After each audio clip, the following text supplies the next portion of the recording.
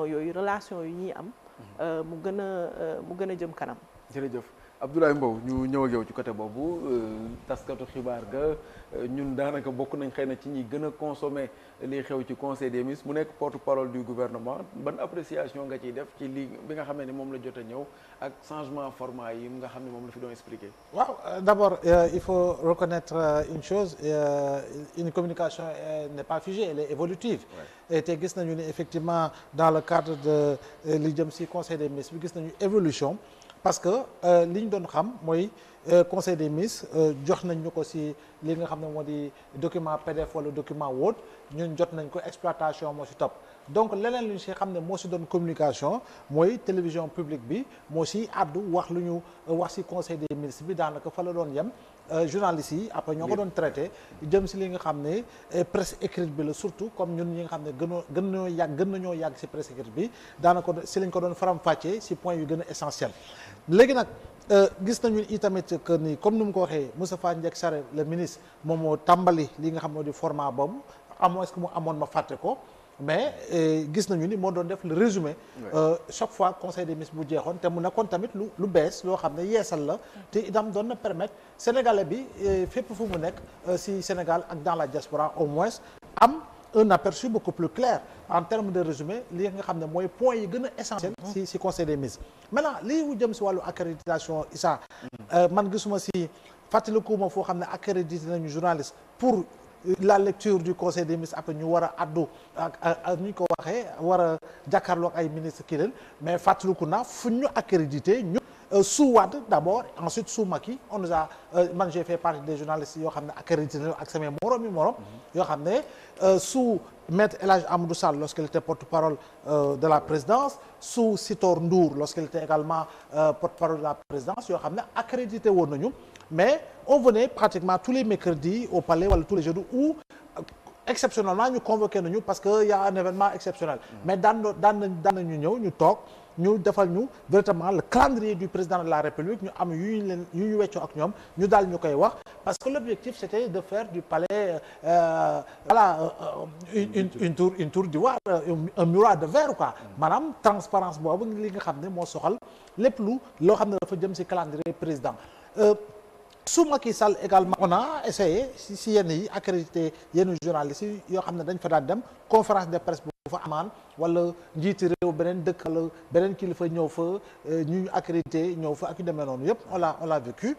maintenant il faut quand même que présidence waa bam tamit penser véritablement si benn format boo xam ne dina gën a mën a ubbeeku si li nga xam ne mooy lëkkaloo bu mu war a lëkkalool ak taskatu xibaar yi et loolu c'est une nécessité et parce que ça permet si jamono ji ñu toll de lutter surtout contre la désinformation parce que et une bonne et meilleure maîtrise de l'information Issa war a toll parce que gis nga Maison Blanche nu ñu ko waxee de porte-parole yi nu ñu bare ak nu ñuy addoo ak journalistes yi nga xam ne ils sont des journalistes accrédités au niveau de la Maison Blanche lu jëm ci conférence de presse yi je pense que oui elle a raison ñoo nekk ci dëkk yoo xam ne à porte-parole bi wala yenn fonction boo ko amee bul bari wax de parce que bu ñu miinee sa wax yi tamit dafay doy waar parce que non je veux dire c'est des réalités yoo xam ne qui nous sont propres boo ak feneen fi nga xam ne chaque jour par exemple nga dégg le porte-parole de l'Élysée le porte-parole de truc te gis nga dirigeants européens tous les jours ñi ngi def communication ici nos dirigeants parlent peu et man je dis ça war nañu gën di wax ci ay sujets yi nga xam ne ce sont des sujets essentiels qui concernent le Sénégal qui concernent la sous-région et qui concernent l'Afrique man je pense que je parle sur le coup de Pape je termine par là dama doon ñoom def nañu conférence de presse du gouvernement mais man j'avais pensé au format par exemple les samedis du gouvernement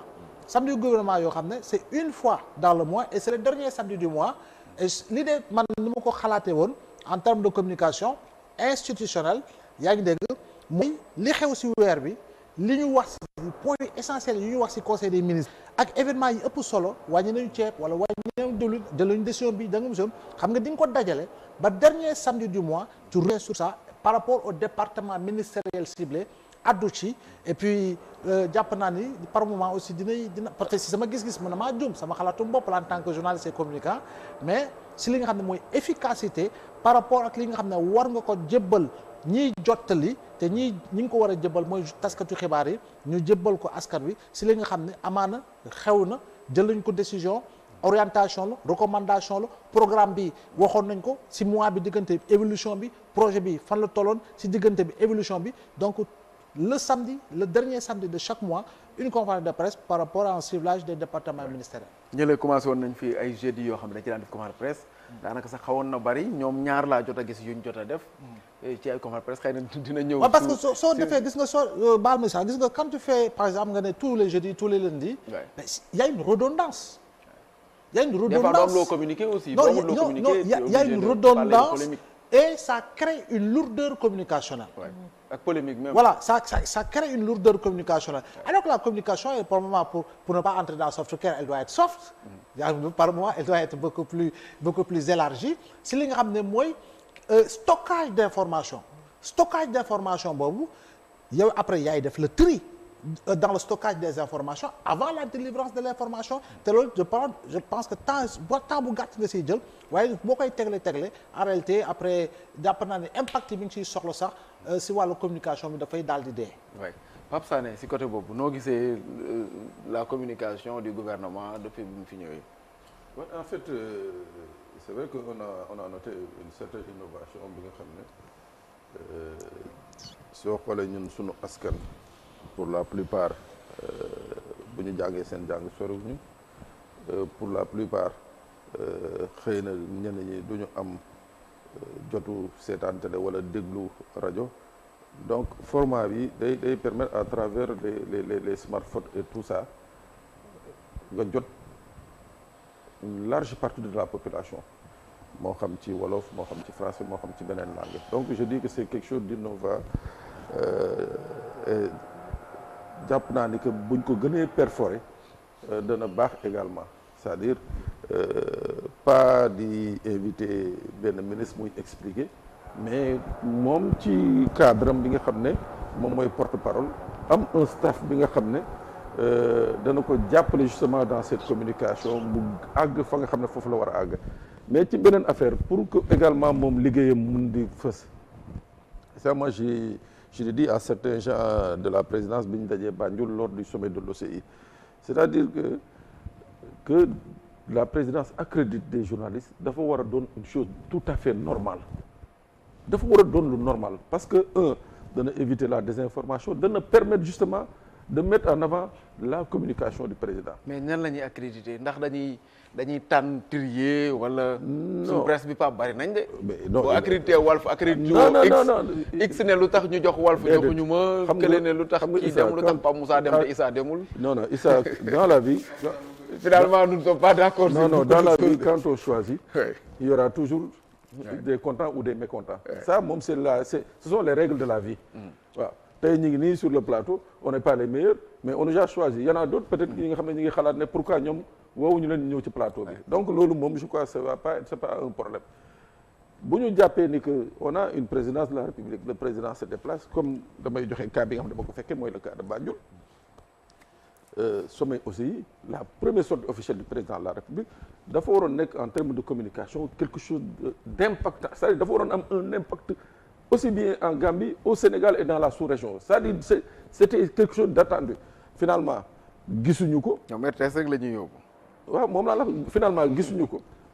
la sortie du président de la République